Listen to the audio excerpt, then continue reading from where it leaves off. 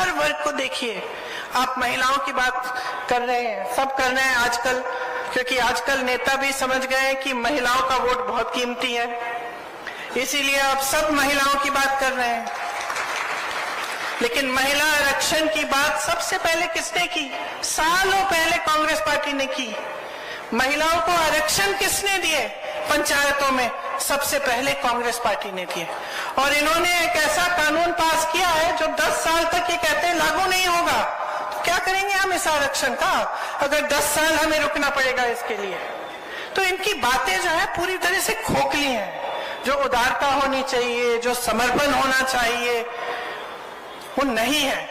उदारता तो वो होती है जो किसान बाहर बैठा हुआ है, सर्दी में खा नहीं रहा है, पी नहीं रहा है, सुनवाई तो कर लो, समझ तो लो क्या कह रहा है इस देश की जनता, क्या कह रही है आपसे।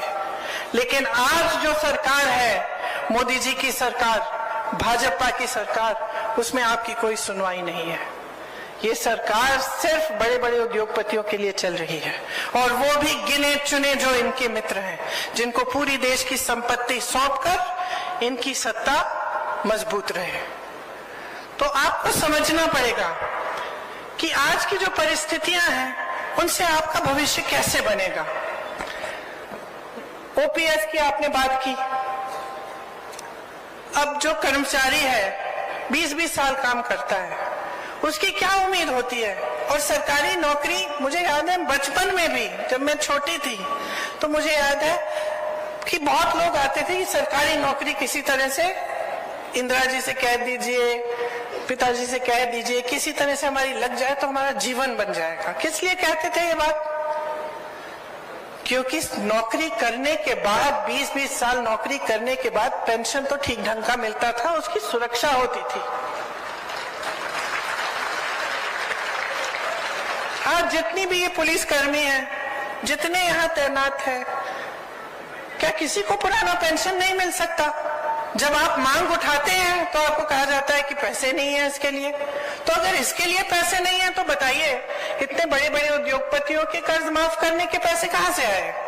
जो हजारों करोड़ रुपए इनके माफ होते हैं, वो पैसे कहां से आए?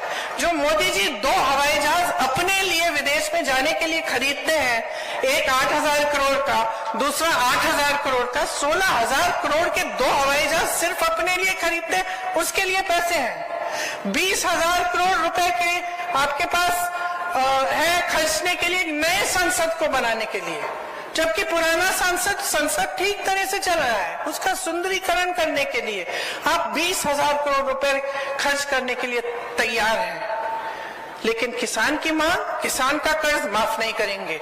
ओपीएस के लिए आपके पास पैसे नहीं है। तो आज की सच्चाई ये है, असलियत ये है